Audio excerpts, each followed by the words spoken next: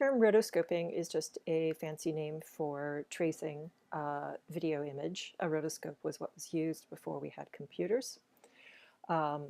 Essentially, you take some kind of video footage. In our case, it's starting off with a walk cycle.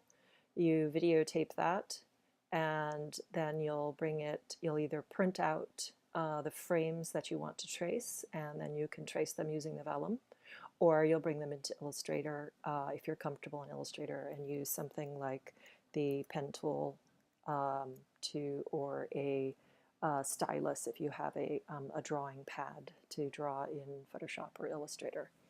So here you see I have a video already imported into Illustrator where I have edited the number of frames I have down to 8. You should keep in mind that eventually you're going to want 16. So it's a little bit different. If you're doing rotoscoping, then you'll want to edit it down to 16, but for this first round, you'll only need to draw every other one. And then for the next round, you'll draw the ones in between, unless you prefer to draw all 16 up front.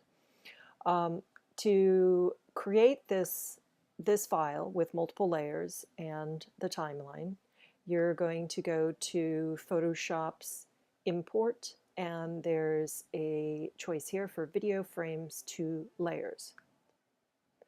And then I'm going to go to my file where I've saved my MOV file. So this can be a file that you, a video file that you take.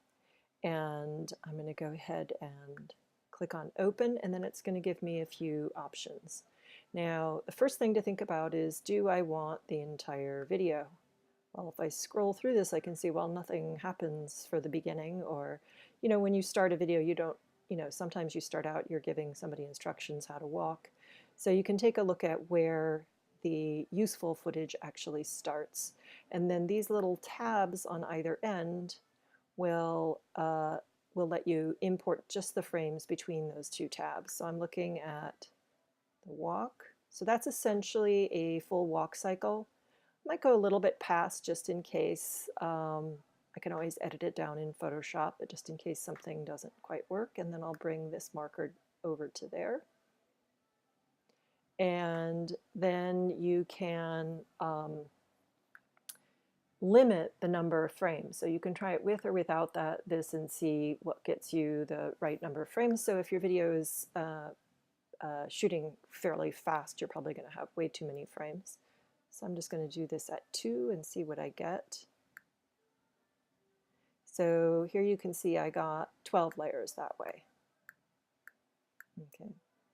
So let's see what happens if I go back and import without selecting it.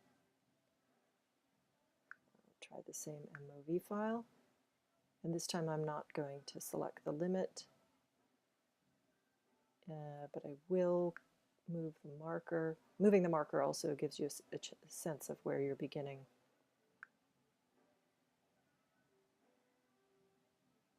And then where you're ending.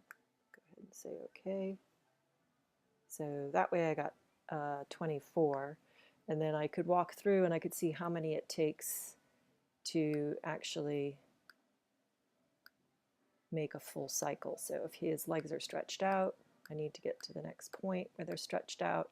Then the leg sides are going to stop.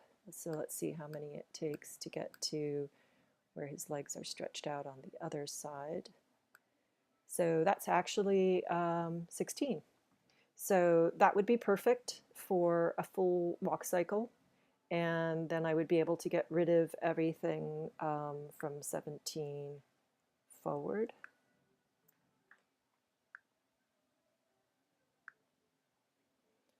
But you have to be careful.